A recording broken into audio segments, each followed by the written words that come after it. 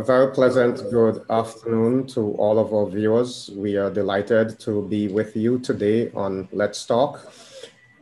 Let's Talk is a program sponsored by the Seventh Adventist Church, an interactive talk show that seeks to provide a forum where difficult questions and issues are discussed.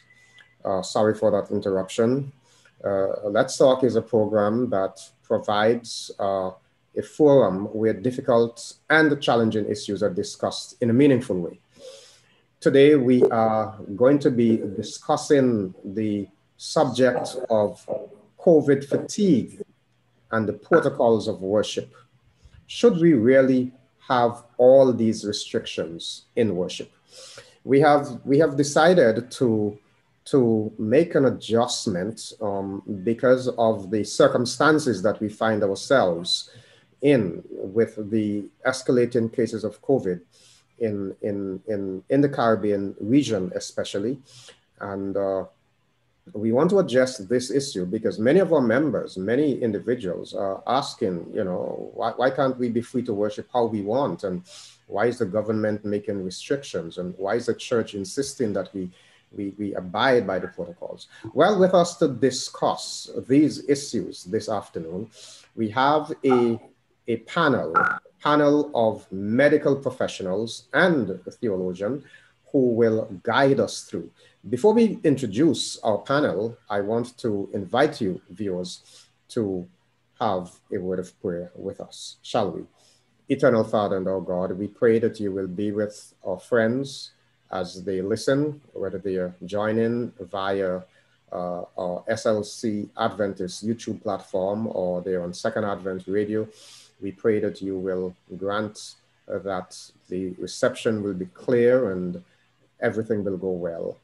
Take full control of today's program, we ask in your precious name. Amen.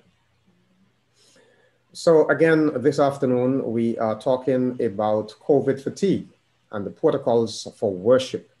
Should we really have all these restrictions in worship? And with us today to discuss and to answer these issues and to respond to the questions that our viewers will also submit, we have a number of individuals. First, I want to introduce a Nurse Smith to us this afternoon. Unfortunately, you're not going to be able to see her face. She was planning to have her face visible, but of course, when you're in the medical profession, you're on call. And she had to deal with some emergency situations, so she's joining remotely, and for that reason, has access only to voice at this moment. But we are delighted to have Nurse Smith with us. I'll tell you that she is the current, how do I call this now? She is the current principal nursing officer in the Ministry of Health in Antigua, Barbuda.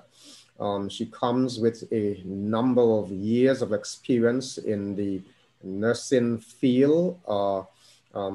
Began as with basic nursing and midwifery at Halberton Hospital School of Nursing. Then after working in clinical setting for about 7 years, she switched to nursing practice, from nursing practice to nursing education. She taught professional nursing for a short period at the School of Nursing and subsequently pursued formal education as a nursing educator at UWI, where she obtained an undergraduate degree in nursing education.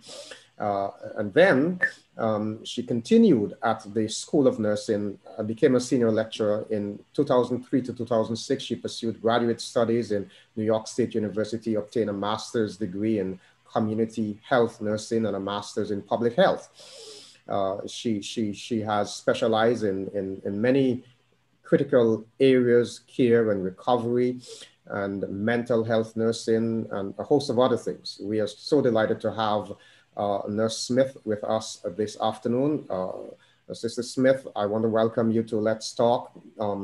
Again, we apologize that we can't see your face, but we're so delighted to have you and to hear from you this afternoon. Just take a minute to greet those who are listening. Thank you, Pastor, for that introduction.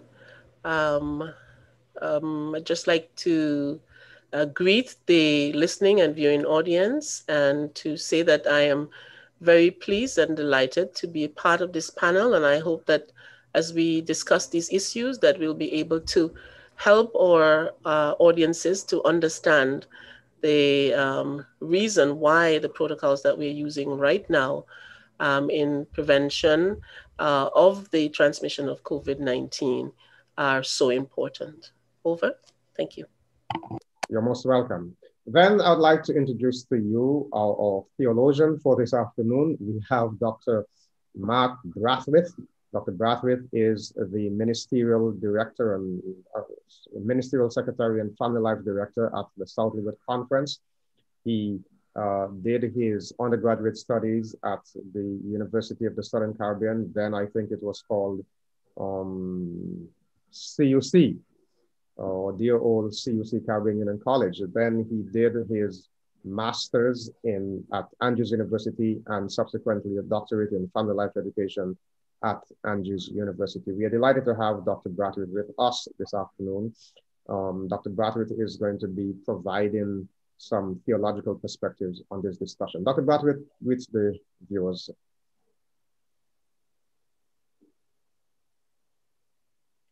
Thank you, Dr. Greene. Pleasure to be on Let's Talk today to discuss this very important and relevant topic.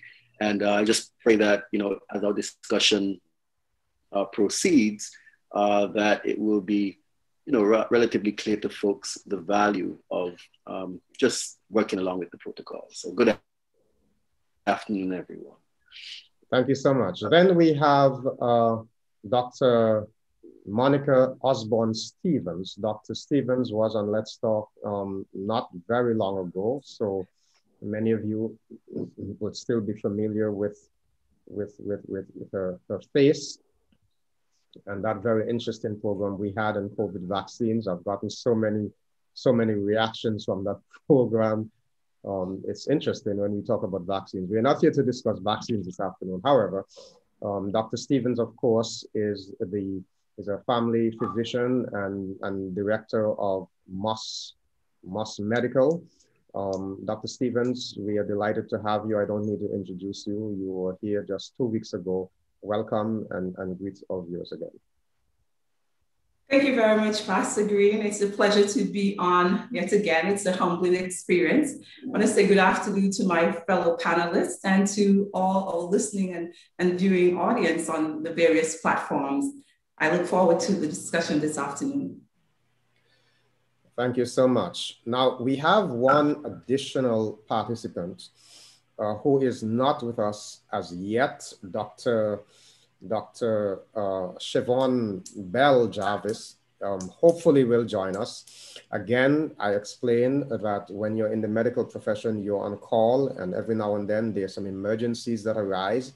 And she had an emergency that she had to attend to. She has indicated to me that she is going to be joining as soon as she's through with that, making every effort to connect before she's through with that. But when she comes, we will welcome her. In the meantime, I need to let you know that Dr. Belle-Jarvis is an advocate for change. She's a champion for quality improvement. She's a consultant pediatrician and head of the pediatric department at Mount St. John Medical Center.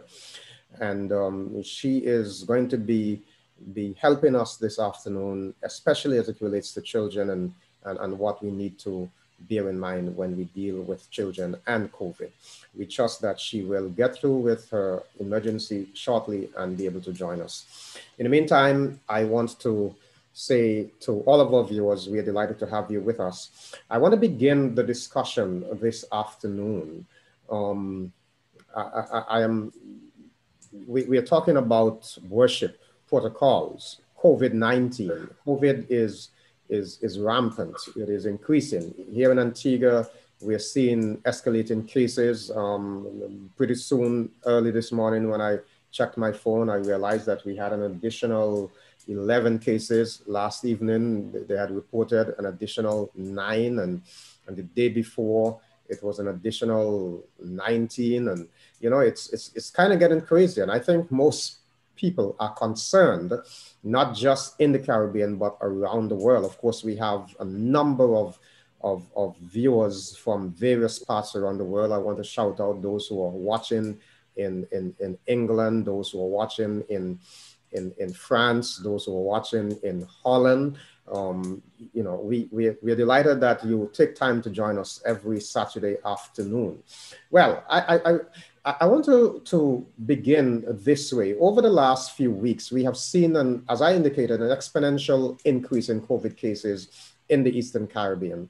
This has forced local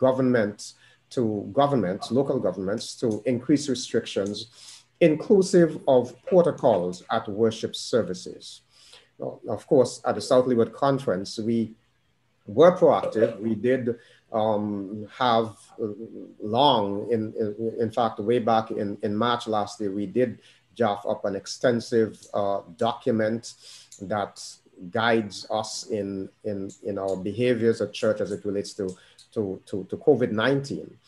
As president, I have received numerous complaints and feedback, some positive, some negative. Senior members were upset that they were told that they should stay at home during the height of the pandemic last year. Some parents complain about their children not being able to have the regular Sabbath school features. Other members argued about the need to have their temperature checked and recorded at the entrance. And some persons said that the infrared lights at the, in the thermometer that we use is creating radiation. We're going to address all those issues today, but let me first ask Nurse Smith, this matter of hand washing. I leave home to go to church. I get in my vehicle, I drive to church. Why wash my hands before I enter the building? Nurse Smith? Thank you, Pastor. So hands are the main pathway of germ transmission in many settings, include social gatherings, communal gatherings, such as what we have at churches. Many illnesses that we also know, such as food poisoning, flu, pneumonia, and other respiratory diseases, such as the COVID-19 that we are dealing with, can be transmitted through contamination of the hands. Now, the virus that is responsible for COVID-19, we know, may be transmitted through direct contact with respiratory droplets, secretions from the respiratory tract, from someone who is infected with the disease, such as when they sneeze or cough, when they speak, or even during singing. It may also, the germ may also be transmitted via indirect transmission. This is also possible. And this is when the secretions from the respiratory tract do not directly get in contact immediately with an uninfected individual, leading to infection, but fall on a surface or surfaces and remain there. We know, based on the evidence so far, that the germ can remain viable on surfaces for hours, and in some cases even days. And then some person may come along and their hands become contaminated by the germ that would be lying on such a surface. And then inadvertently, the hand goes to the face, and the germ will get entrance to the body via the mucous lining of the mouth or the nose or even the eyes. And it therefore means that the hand hygiene is one of the most, means, or one of the means by which the germ can, or prevent rather, the germ from entering the body of an individual and infect that person. Therefore, hand washing with soap in particular will help to remove the germ from the individual hands and thus prevent the transmission of infection.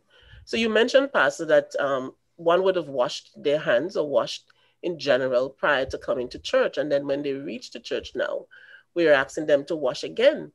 And it is because of the fact that, there is germ out there in the environment everywhere, and we are not aware of them. If we were to do a swab of surfaces, or if we should use a microscope, we would see that there are millions of different germ that are, that exist on many surfaces. So even after we would have washed our hands, when we would have bathed at home, we are traveling in a vehicle, or we may even be walking, and then we get to church and we are handling and touching various, our hands are coming in contact with various surfaces, and the chance of contaminating our hands is always there. Even when we walk into church, open the door, touch the rails, if we have to go upstairs, etc., our hands can become contaminated. So washing hands using soap and water would be the best way to decontaminate our hands and reduce the germ presence on our hands, so that when we get into the sanctuary, our hands would be clean. And if everyone does that and cooperate and do this simple little public health action, that could go a very long way in preventing the transmission of this disease that we're facing with, COVID-19, to other persons. Now it's interesting, and thank you for that. You mentioned, a church that has rails on the steps, and everybody is going in and they're holding on to the rails and they're going up, and they could be picking up a lot. But some persons, my observation is that some persons go to the hand washing station and they go through the motion without actually washing their hands. So they pretend to be washing their hands, or they may just run a little water and turn the pipe off. How do we respond to those kinds of behaviors? Well, I think that it is so important that each person approach this thing in a very responsible way, thinking not only of themselves but others, because in carrying out this very important public health action, they would not only be protecting themselves, but be protecting others as well. And as believers, we are encouraged to be, to think of others, not only of ourselves. So by pretending that we're doing it and not really doing it, really not being selfless as Christ wants us to be, and we're certainly not thinking of our own health even, because as I mentioned earlier, that inadvertently we could put our hands, those contaminated hands could get into our face, and we could be transmitting germ that we would have picked up on our way into the sanctuary to ourselves.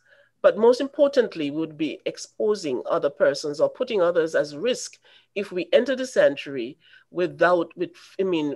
failing to wash our hands. And that, of course, it would not be a kind thing, a brotherly thing for us to do. And it is something that is highly encouraged. So I just want to appeal to our listening and viewing audience to not to take this thing lightly. I just came from one of my departments that I'm responsible for, and we have so far one case. So I went in today recognizing how anxious they are, having a first case, having to take care of somebody who is infected with the virus. Obviously, they're going to be very anxious. Recognizing that, I decided, okay, I need to go in and be there myself, speak with them. And one of the first things that I mentioned to them is the importance of hand washing. The contaminated hands, as I mentioned earlier on, is one of the key contributing factors to transmission of infection in healthcare settings. And it can be the same also in other communal settings, such as when we meet for worship in our various churches.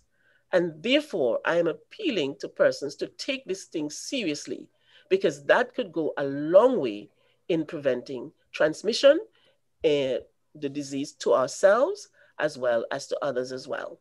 And I know that in some churches, the hand washing station is outside of the building, and that is good. And it may be that after, as you mentioned, Pastor Greene, that they may have to, like in our case in Bowlands, it is downstairs. I mean, then we have to go upstairs to the sanctuary. And going upstairs, you are sometimes tempted to hold onto the rail. Older persons may be required to do so to support themselves as they get up. And so inside of the temple, we also have a sanitizing station and the entry of the building. And so if one happened to touch a rail or any surface after they would have washed downstairs or wherever the hand washing station is, then it would be advisable to, in addition to that washing that they would have done, to sanitize, use the sanitizing fluid that is available to sanitize. And each time you go out, if you have to use the bathroom and you have to return in, it would be very advisable to repeat the process, hand washing and sanitizing as necessary. Each time we do that, we reduce the number of microorganisms on our hands and therefore reduce the risk considerably of transmitting anything that we would have picked up on our hands to ourselves as well as to our fellow members. Over. Appreciate it. We are still outside the church building. We are going in, so we wash our hands, and then Dr. Stevens, we come to another very challenging area, at least for some persons. I personally, I'm a little surprised that we get so much pushback from the temperature checks. And so I want to ask you, Dr. Stevens, about this. You know, some persons say that the infrared light interferes with their brain, that it causes radiation. They don't want the temperature checked. They don't want it in their forehead. Some say, give me on my wrist or somewhere else. And some don't want it at all. So Dr. Stevens, from a medical perspective and in light of the COVID situation, first tell us why it's necessary to have temperature checks, and then you can also say a bit about, you know, the fear of radiation and that kind of thing.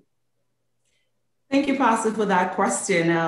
I know that has really been a concern of many, many persons. Some persons have even stopped attending church because of that. But by now, everyone knows that one of the signs of a COVID-19 disease is a fever, right? That was very common from the beginning. And on the very onset, the CDC, the WHO, and even the FDA recognized that in order to decrease the transmission of this disease, they have to use a non-contact thermometer. And this is where they advise that persons use the infrared thermometer, because those were the non-contact thermometers that were available. They were available for a very long time, but just not as popular. So of course, companies ramped up their production because of this pandemic. Now, I did hear a lot about the infrared thermometer affecting the pineal gland, and it could cause cancer in the brain. And so when I heard that, I immediately started doing a lot of research. I even called up a manufacturer so that they could explain it to me and compare it to what I was reading on the internet and while I was doing other research. And first of all, I want everyone in the hearing of my voice to know that the infrared thermometer does not affect the pineal gland, and it does not give off radiation. The infrared thermometer, I have one right here. I'm in my office, it's right on my desk. And what the infrared thermometer does, it detects and it absorbs thermal energy from the skin surface. Then it converts it into electricity, and then it displays the reading of that thermal energy that it captures from the surface on the thermometer, and that's where you get your reading. It does not emit any radiation at all. Several of them in the beginning they were making them with the light, but now they're not focusing on the light so much anymore because of these complaints and people thinking that the light is giving off radiation. The light was just made so that you could pinpoint the exact surface area in which you want to take the temperature from. Pastor Greene, it's so very important where we get our information from. I have been doing a lot of research, and there is no scientific evidence at the present moment that says that the infrared thermometer harms the brain in any way. And as a matter of fact, I keep seeing information that your cell phone is more harmful to your brain than the infrared thermometer.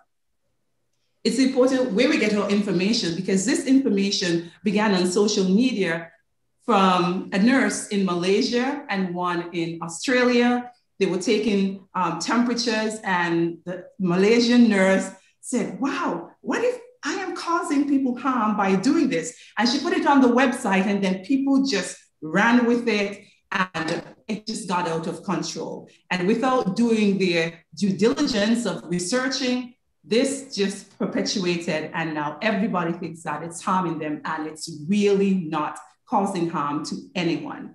We do know that there's some persons are asymptomatic, so they could actually have the COVID-19 disease and do not know. And of course, if we don't adhere to the other protocols, we can still transmit it to someone, or we catch it from someone. But the taking of the temperature is one means in which we can help to decrease the spread, because of course, as I said, the fever is one of the prominent symptoms of COVID-19 disease. Doctor, I want to ask you another question, because I've also heard some folks saying, okay, I don't want it in my forehead, I want it on my wrist. Is there a difference where we take it? Yes, I'm so happy you asked that question, Pastor Greene, because in my research, and even recently, there was a study that came out from Harvard University and one from Johns Hopkins, and they compared the temperature from the tympanic membrane, that's the ear, the forehead, and the wrist. And every single time they took the temperatures, the risk was lower. And so they have been advising that persons do not use the temperature on the wrist, because that is the most inaccurate way of taking the temperature. I think later on you might see some infrared thermometers that are specifically manufactured for the wrist, just because, of course, once the consumer cry out, then you're going to have to find ways to please them. But it would have to definitely be focused on some sort of artery in the hand so that it could be more accurate. Every time there's a product, the first thing you go to is the manufacturer's guidelines. And the manufacturer guideline says that these thermometers should be used in the forehead because they are most accurate. And you know, Pastor, you've heard of the saying, cold hands, warm heart. Our peripheries are usually colder than the central part of our body. So all those concerns that people have over getting sick because of the temperature checks, we can ignore them. That's what you're saying. There's absolutely no scientific evidence at this present time that points to that. And I have to say that there are lots of persons who there's a lot of conspiracy theories going around. Yes. But there are lots of persons right now who are very distrustful of scientists. They believe that there is some hidden agenda. But from our perspective, we are concerned about health, and the reason we have protocols at church is because we want people to be healthy. And let me get you correctly, Dr. Stevens. You're saying that there is a risk that if I take it on my my arm, that I may get an incorrect reading and it may hide something. That is definitely correct. And think about it, as Nurse Smith said, and you pointed out, the first thing you're going to do when you're adhering to the protocols when you get to church, you're going to wash your hands, right? You're going to wash your hands. So automatically, you're going to make your hands even cooler. And then you go up the stairs and then you put out that same wrist that you just washed that is now cooler to get a temperature check.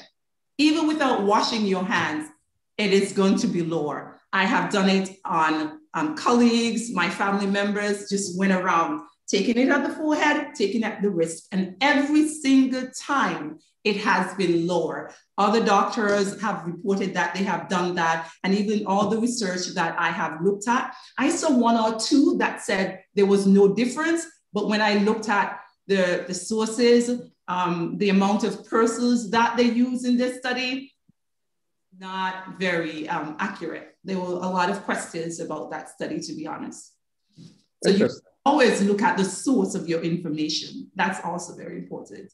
Well, thank you very much. Let me go to Dr. Braithwaite at this time. Dr. Braithwaite, you know, you may have heard some of the complaints from worshipers. Some persons say that Jesus told his disciples that they would have power over scorpions, and if they encountered any deadly thing, it would not affect them. They say that all of this restriction is a lack of faith.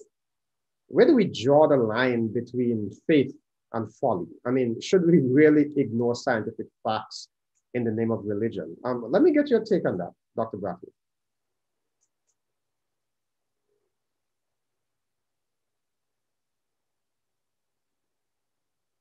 Okay, Doc, unmute. Thank you, Dr. Greene. Sorry sure. for the delay. Yeah, very important question. And well, first of all, let me just speak to the passage that you shared, which comes from, I believe, Luke chapter 10, I'm sorry. And, you know, in this chapter, really, it's really about the commission of that Christ gave to the 70 disciples to go and to preach the gospel. And, you know, he gave them full instructions on how they should manage themselves in the execution of the commission that was to go into all the world and to preach the gospel. And herein, you know, in the verse that you mentioned, that God would, or Jesus would give them power, or they would have power over scorpions and, you know, things that could bring about harm, was really in the spiritual realm, as it related to, you know, I would consider it to be the fight against the kingdom of darkness as it relates to the proclamation of the gospel. So Jesus was just encouraging the disciples to go forward without any fear, understanding that he had the power to protect them as they proclaimed the gospel. In that regard, you know, the statements that you've shared, and I've heard several of very similar statements, you know, individuals really, you know, just struggling with the reality. And it's almost like Moses parting the Red Sea. You know, when we mention COVID-19, the crowd sort of divides. You have one set on one side and one on the other side.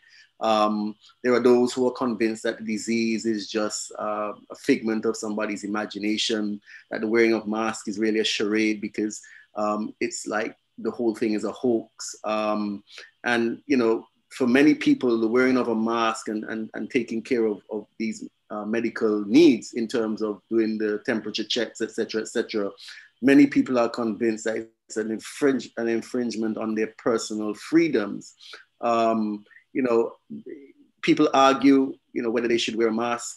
But in reading and in preparing for this afternoon, you know, I was looking at a particular document, a particular article by, I'm just going to give you the name, was Bill Gindelsperger. And he spoke about the fact that, you know, you have those on one side who are guided by just their own personal opinions. And then you have those who have been guided by the scientific research, by what we've seen and what we've heard in the media. As a matter of fact, you know, just looking at some of the religious leaders in the United States, particularly who said that COVID-19 was a hoax. And, you know, over 30 religious leaders, pastors have died, literally died denouncing, as it were, COVID and suggesting that it wasn't real, but they themselves have died from the virus, which suggests, for all intents and purposes, that the virus is very real, and that indeed, the effects of the virus are also very real. So, as we look at the reality, as we look at the information, as we look at our spiritual convictions, we do have to, as you mentioned, Doc, sort of draw the line and determine, will we allow our spiritual convictions to cause us to make poor choices that will endanger other people?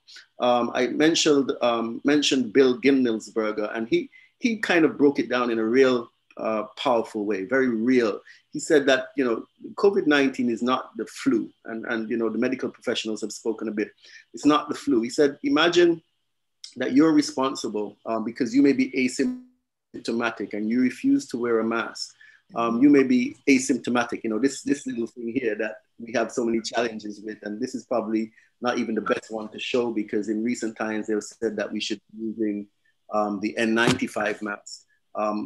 Because of the new strains. But he went on to say that, listen, because you may be asymptomatic, you give somebody the virus, and somebody who may not be able to deal with it as well as you can.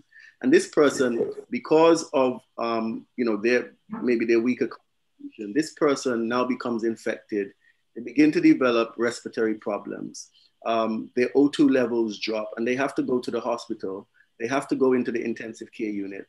They have to be intubated. A tube has to be pushed down their throat, through their throat, down the trachea, into their lungs to help them to breathe. And this takes place over maybe a week. Some have to be on antibiotics to assist them in preventing further infections. You may have to have a tube inserted, in terms of allowing them to pass urine.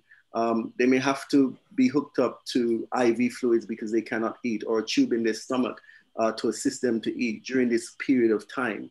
And he just broke it down in such a real way to help us to appreciate and understand that what we are doing is really simply preserving and helping other people to survive. And to make this, into a spiritual sort of an attempt, some people think that it's an attempt by the world to cause, Christians to lose their faith, etc., etc. The truth is, even as it relates to how God expects us to live, we ought to be our brother's keeper. And I think that is extremely critical, important for us to recognize and appreciate. All of the conspiracy theories, they sort of fall away when we realize that people are actually dying from this disease, from this virus, and loved ones are suffering as a result of responsibility to ensure that they are taking care of somebody else. So, we could find numerous passages, and people can use all sorts of passages of scripture to support their beliefs. But from the theological perspective, whatever we look at, we have to look at it, the correct hermeneutic. We have to understand what God was saying, and then we can apply it. And for all intents and purposes, Doc, the Bible declares, 3 John, God wishes above all things that we prosper and be in good health, even as our souls do prosper. And anything that can preserve health, God is supportive of that. Thank you, Dr. Braithwaite. Now, there are a few questions that are coming in, and we want to address some of them. I don't want to get to the matter of the mask and hopefully the microphone, but let's take some questions, because I glanced at some of the questions here that have come in, and one or two of them are very important. Maybe I should ask Nurse Smith this question here.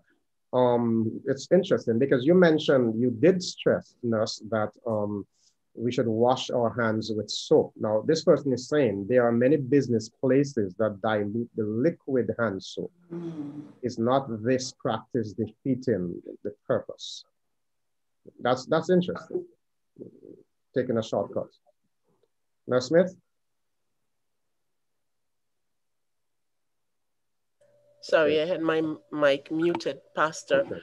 But yeah, that's a very important question and very important observation, because what is recommended by WHO, which is a very reputable source of information that we are guided by here in the Ministry of Health, is that the hand washing should be preferably done with soap and running water.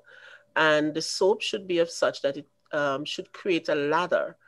And so, you know, as you wash your hand, you will see the lather is created, that soap sod sort of thing that is created, because it is the soap itself, that lather, getting rid of the any contaminant that would be on the hands. And as it relates to the COVID virus, we know that it is you know, its structure is of an sort of an oil base.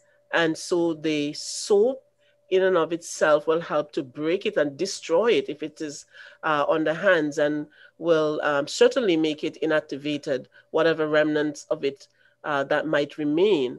So the dilution of the soap liquid that would of necessity defeat that purpose. So it is something that I'm sure the environmental officers would be interested in, to go around and ensure that the whatever soap that is available, that is made available for persons to wash their hands, that it is of such that it will create that you know, that ladder that would ensure that it is effective in destroying the microorganism from the hands. Let me jump in and ask a follow-up question, because my observation is that some business places do have hand washing stations, but they have no paper towels for people to dry their hands. Is there any health risk associated with this? I've seen people, you know, they wash their hands and then they have to take their handkerchiefs out of their pockets and they dry their hands, but the handkerchiefs were wiping their faces all day, that kind of thing. Yes, again, that I've observed it myself, where somebody did go to the station, wash their hands. There were no paper towel to dry, so the person dried their hand. I watched specifically to see what that person would do, and they dry their hand in there. It was a male, so he just rubbed his hands against his pants. And I'm saying, well, he decontaminated by washing, and now he's recontaminating by touching, you know, his clothes. And that's not the purpose. The idea is that you wash your hands, you're using the soap, creating that lather to eliminate whatever contaminants would be on the hands, including the SARS-CoV-2, the virus which causes COVID-19. And so that when you enter in that supermarket and you touch that, you know, the trolley to push your goods around, that your hands would be clean enough not to leave any contaminants on that, you know, on the handle of the trolley. And so when they, of course, I know that they also do the sanitizing of the trolleys. I do observe that from time to time. And so all of these little things are important. Having the paper towel available, whether it be a supermarket or any other establishment, is important, so that they wash their hands and then they dry with the paper towel, and it is discarded appropriately, and then they go on to do whatever the business they go to the establishment to do. So it's very important that the soap is available, as well as the towels to dry their hands afterwards.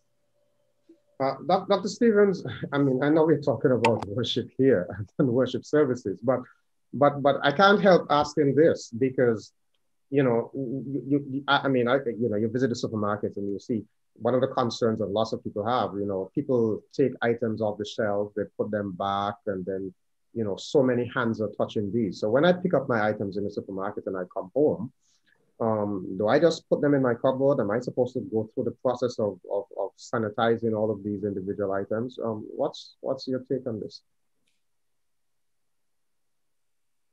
Thank you, Pastor. Another very good question.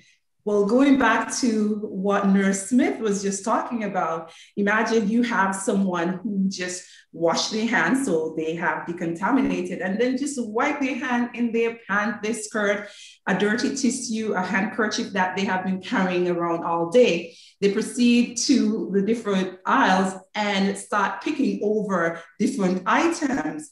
Then you come now and you take those items and you purchase them and you take them home. I definitely do believe that you should wash your items when you come from the supermarket, because we know that they're varying, research says varying things, but we do know that the virus stay on surfaces for a very long time, up to days in some instances, right? And so if you're gonna put your tomato ketchup or your tomato paste or whatever produce you bought and put it in your cupboard, or you put it among the rest of the foods that you have there and you don't wash it, you just grab it up and take a bite, then you definitely can contaminate yourself. I have actually had to go to a supervisor of a prominent supermarket with that same issue, and also no towels to dry the hands. And they said, well, Doc, the towels are finishing too fast and we can't afford to be putting our towels over and over again.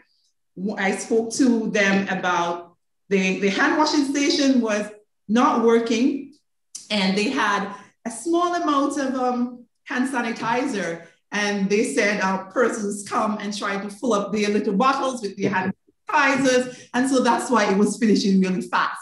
They had an excuse to give me the 2 times that I approached them about my concern. But I really do think that even before the COVID, it was a really good idea, especially your produce, to wash them when you get home. And so I definitely believe that you should wash your items, because you don't know what other people are doing. It's just safe, and especially now that we have an increase of the cases. Now here's a question. I don't know which one of you will answer this question. This person is asking, there was a question before this, so let me go back to that one. The observation is that in many, where is it? I missed, just 1 second, let me get this question. Yes, in some jurisdictions, the COVID law or regulations place more stringent demands on church gatherings than at bars and other public places. Is there any health-related basis for this? I don't know. I've known that in some places they ban the sale of alcohol. Right now in Antigua, they have closed all bars. Churches still are allowed to have 25. But anybody wants to respond to that question? I can only make a guess, Pastor. When it comes to the bars, well, we do not have that problem, and I'm really happy to say that.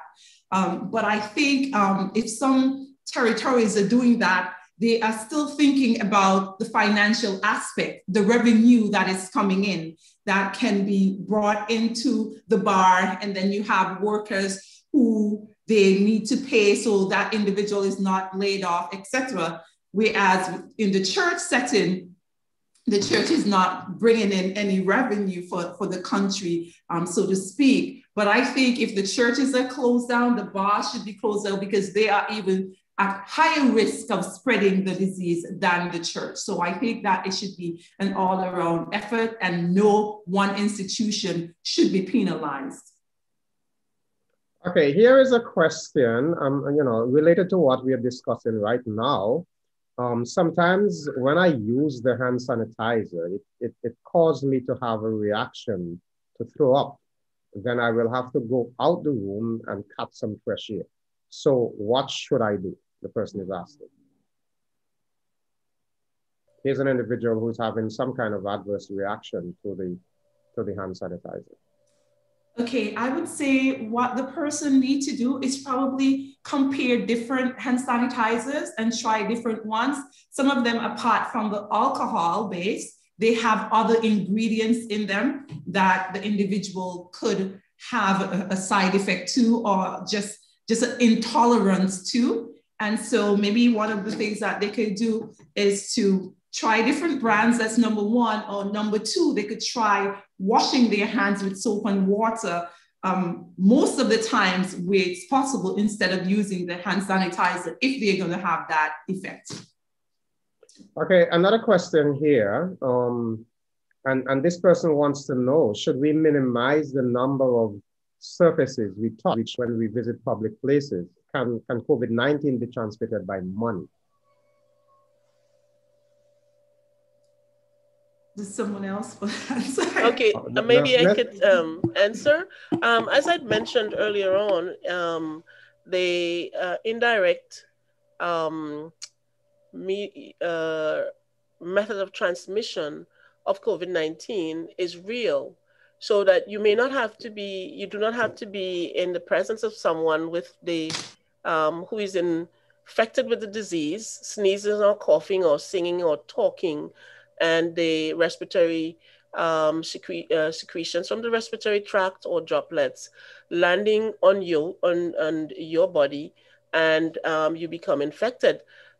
Those secretions could have landed hours before, as Dr. Stevens said, sometimes days.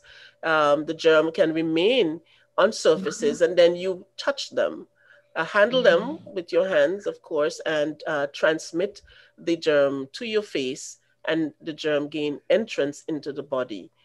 So yes, anything, any surface for that matter, including money, paper money, or even coins, carrying the germ is a potential, carries that potential for contamination of individuals who handle them. And so therefore that exists. And that is why persons should be always mindful of hand washing, hand hygiene, whether using the hand sanitizers or actually using soap and water to wash hands. In fact, it is recommended at this time that persons should wash their hands frequently, up to every few minutes. Wash or sanitize. If the hands are visibly contaminated, soiled, then they should use soap and water. If it is not visible, then the hand sanitizers could be used. Okay, so, thank you. We have limited time. I want to ask Dr. Braithwaite to respond to this, and I noticed that Dr. Belle-Jarvis is just joining us. I'm so delighted because there are a couple of questions we have for her. But Dr. Braithwaite, social distancing is, I mean, the effect of COVID-19, we are human beings. We like to hug, we like to kiss, we like to embrace. And when there is a condition that says no hugging, no shaking of hands, no physical interaction, 6 feet apart, that kind of thing. I'm talking about the psychological effect, and what should people be mindful of, even church members, what should people be mindful of so that this stress can be alleviated? Thank you, Doc, for the question, and it's such an important question as it relates to the nature of human beings. We are by nature social beings, and these are the things that really help to relieve our stresses. Whenever somebody has a tragedy in their family, one of the first things that we do is to go and we spend time with that person, we embrace that person. It's a part of our coping mechanisms, actually. I remember very early in the pandemic, I had a very close friend whose mother, so to speak, died. And I remember going to the emergency room where the person was, and the corpse was there as well. And as soon as I entered, the person just sort of grabbed me and hugged me, and there was very little that I could do because it's within the context and the human psyche for support and social support, social interaction. So, not being able to do it creates additional stressors. So people, tend to, sort of fight against the reality. And some people even think, as I said before, the government is trying to destroy church, and by suggesting that we have to be socially distant, etc., etc. But as the medical professionals have mentioned and shared, and I definitely leave that aspect of it to the medical professionals. But it's really about doing our best to keep each other safe. The way that we can keep each other safe is by really adhering to the protocols. We understand that, based on when we speak, sneeze, or cough, how far the droplets spray. And we've seen videos online of how far those droplets be protected. You inhale those droplets, and right away, if the person is COVID infected, then the reality is that you can too. So even within the church context, yes, Doc, we have to abide by, subscribe to, in spite of the fact that it's a challenge for us socially. And now we have to find new ways to develop new ways to assist people in relieving the stress of everyday life, even through the virtual means. But the reality is that we still need to adhere to the guidelines. Thank you so much, Dr. Braithwaite. Dr. Jarvis, good afternoon. We are delighted to have you with us. Welcome. For a moment, I thought you would not make it at all, but we're so happy that you're able to be here.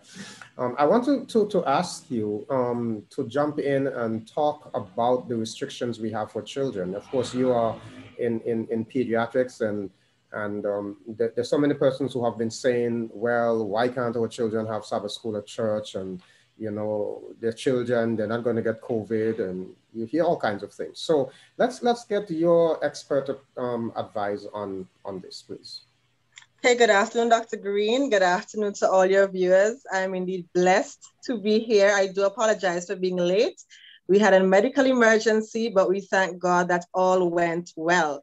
And so just to give a bit of a background in a very short period of time, as it relates to COVID-19 and children, we do recognize that up to 80% of children will either have mild disease or will have asymptomatic features, meaning that they will not have fever, coughing, shortness of breath, etc.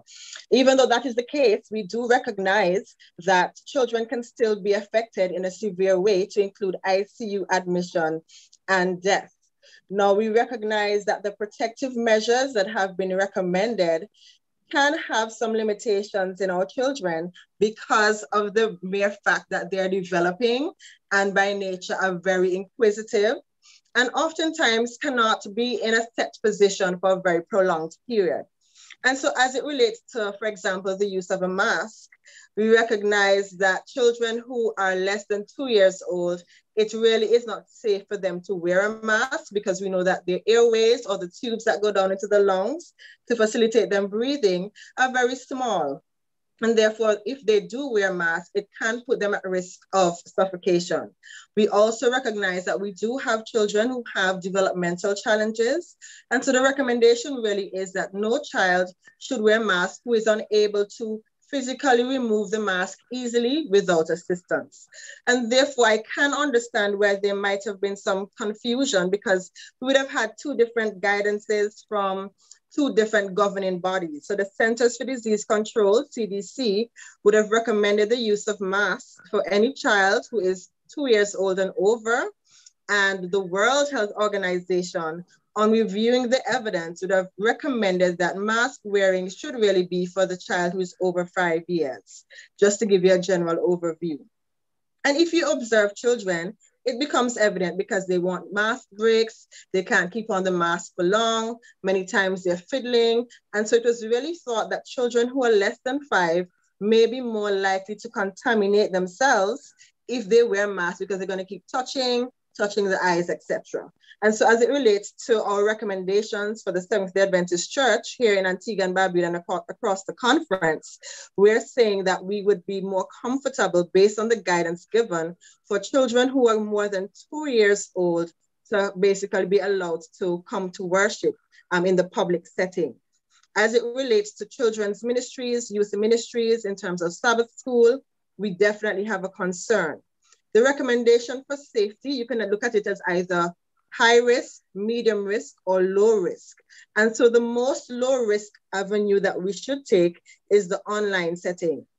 We do recognize the online setting facilitates interaction without being in the same physical space. However, we understand the limitations in terms of social interaction, as well as the whole issue of Zoom fatigue or media fatigue, for example. Medium risk facilitates children meeting in small groups, but what is done is called cohorting.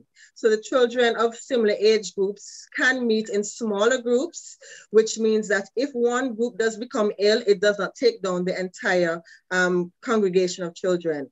And then a very high-risk way of meeting is where all the children come together.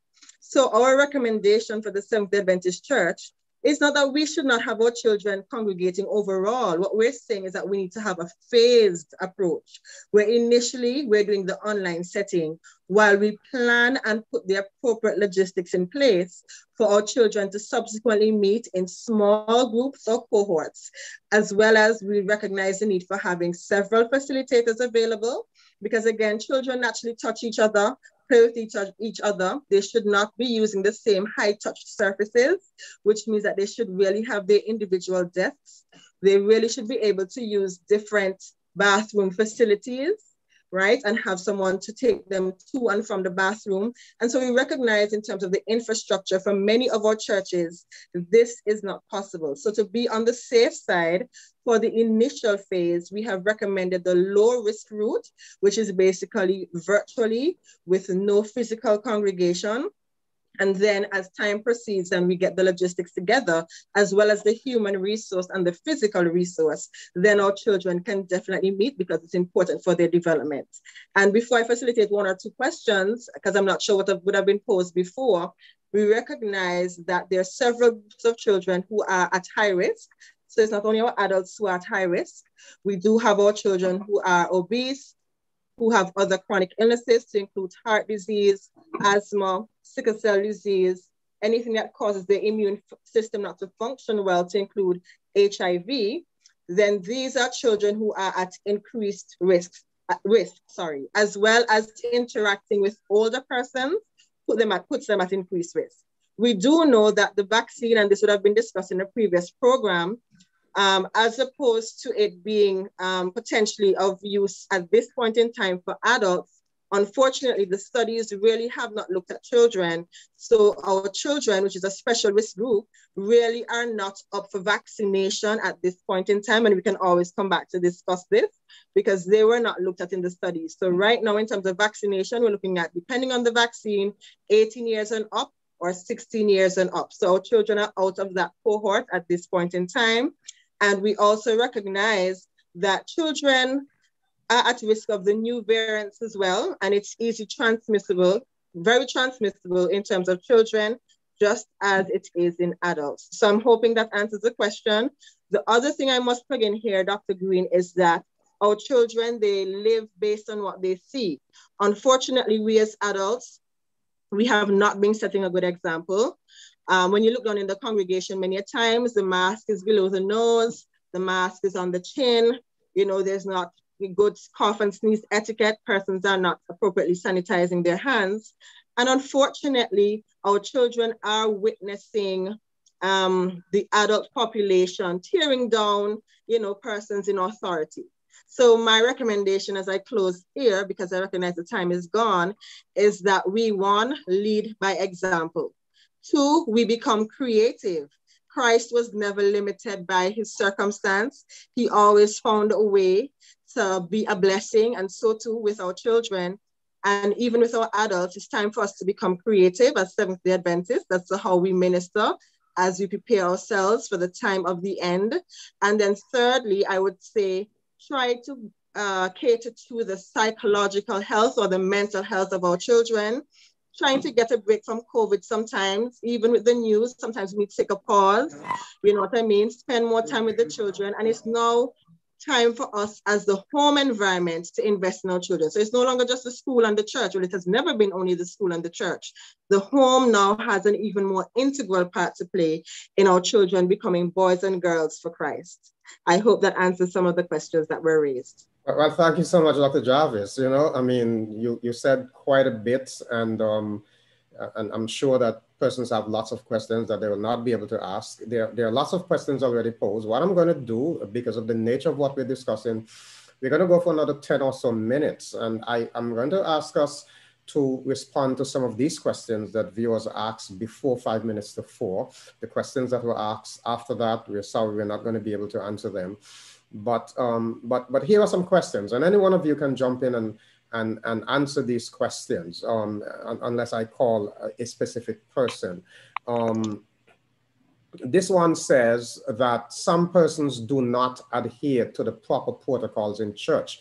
They wear their mask under their nose. Can one transmit COVID by doing that?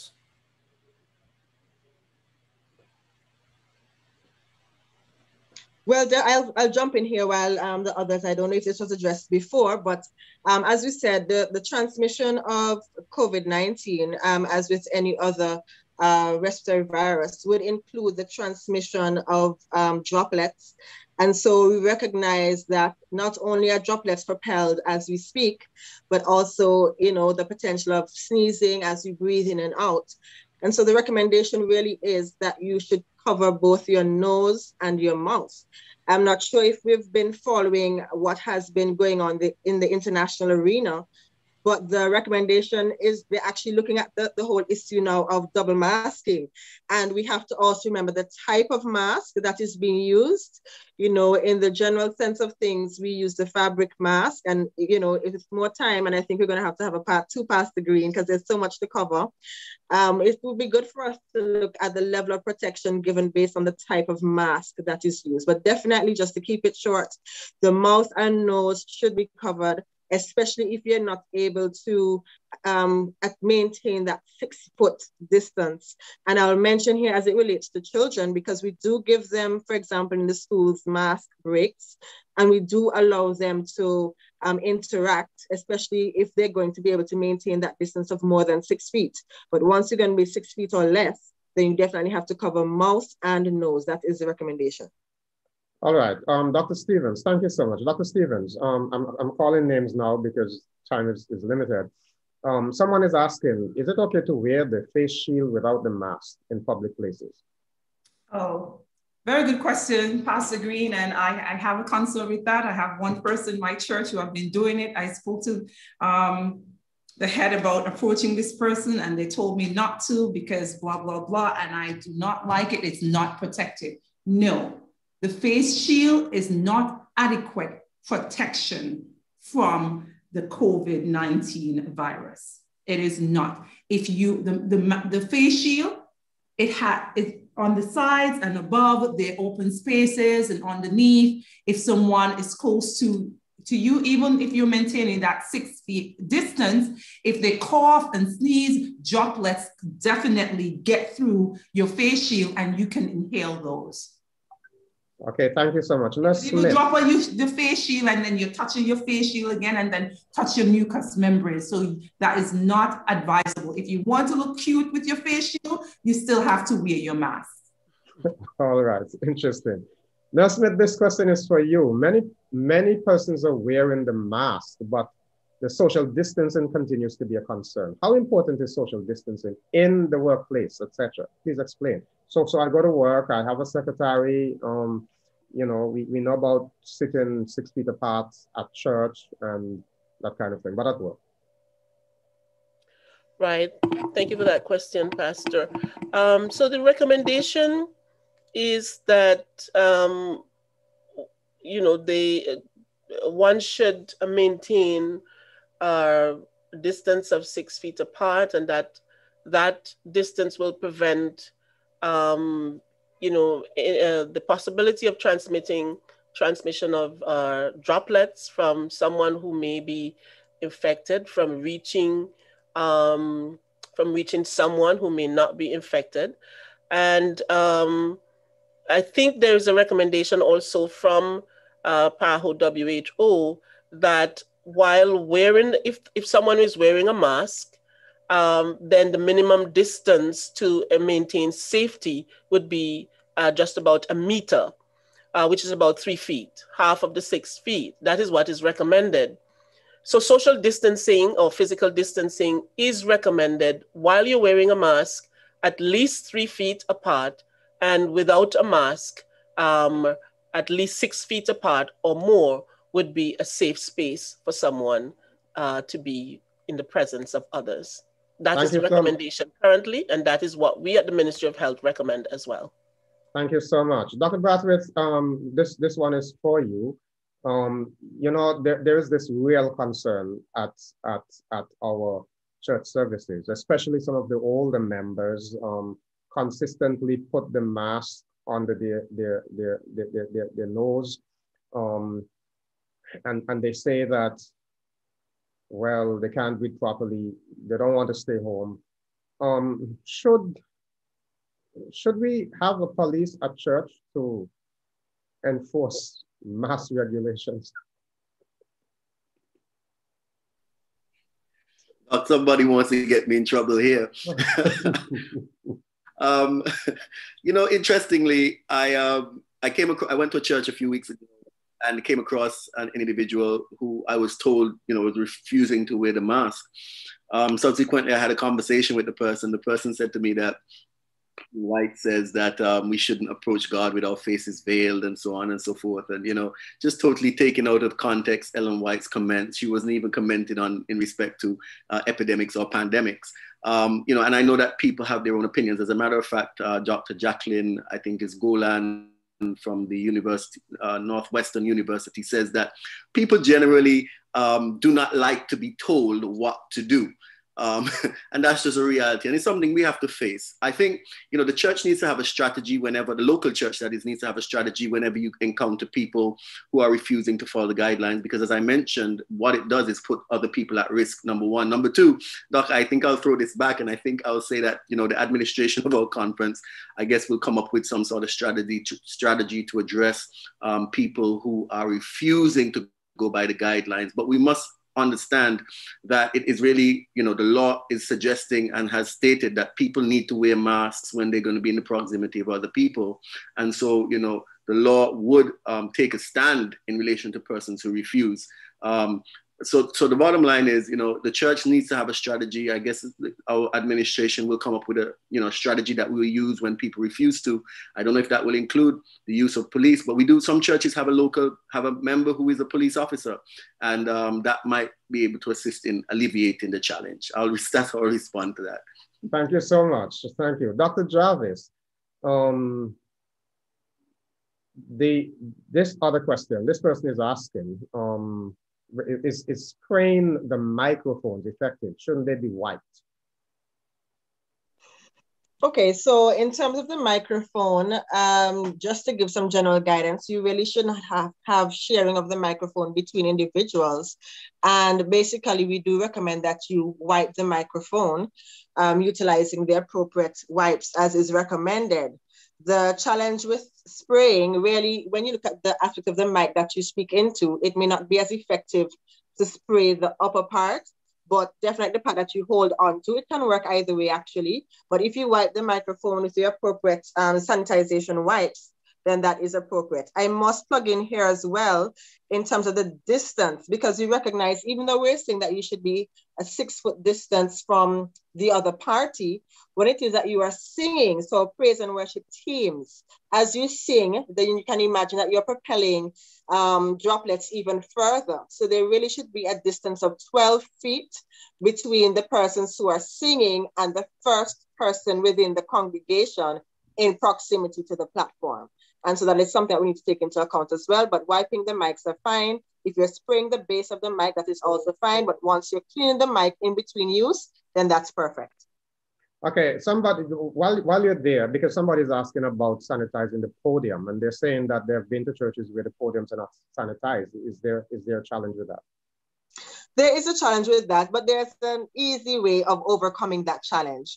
What we have done in several churches is that if you do have cordless mics available, then what you can do is the primary speaker can utilize the podium. You minimize your platform personnel to approximately 3 people, the speaker and 1 person on either side. And basically you have each individual utilizing their own mic. And not the other 2 persons would not utilize the podium. So they will have multiple items to announce, but only the speaker would utilize the podium. And that's a way that we have been able to be more successful in a resource limited setting. So I hope that helps. So yes, you should clean the podium in between use, but if unfortunately you're unable to do so, then let the primary speaker utilize the podium, and the other participants can be on either side utilizing separate mics. Thank you so much. Dr. Braithwaite, you wanted to make a comment. Yeah, I really appreciate Dr. Bell's response there. And I do want to say that, you know, a lot of churches are not utilizing that system that Dr. Bell is sharing, and it's an excellent system.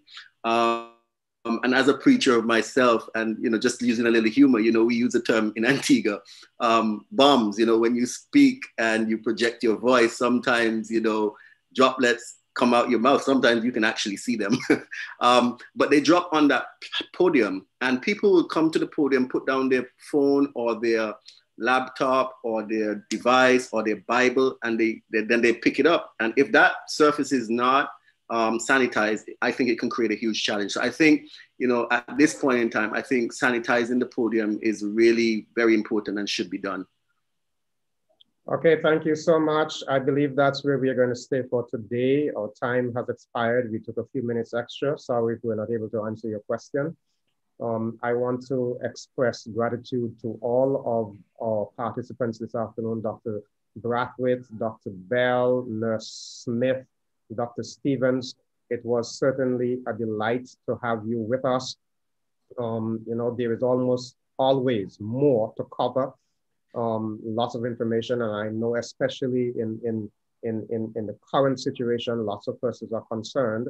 What we want to encourage you is to recognize that your health is important to you and that your behavior can also impact other persons. So I'm very sure, Dr. Jarvis hinted that we're going to have more discussions on this. I'm very sure we're going to come back sometime in the future. But in the meantime, I want to let you know that next week, we, in fact, in the Seventh Adventist churches, we have Christian Home and Marriage Week from the 13th to the 20th of February. And so on the 13th, next Sabbath afternoon, we are going to be talking about that very important subject of avoiding infidelity, part 2. We did part 1 some time ago, avoiding infidelity. That's this Sabbath coming. And then the following one, the 20th of February, we're going to be talking about the whole matter of surviving divorce and what happens after. That hope promises to be a wonderful session. We will have some individuals who have actually been through a divorce situation. We want you to plan to join us then. So we have lots of other interesting things lined up for you for the rest of this month and the next month. In fact, we don't have time to go into all of that, but next week, we continue part 2 of avoiding infidelity. And then the following week, this matter of surviving after a divorce.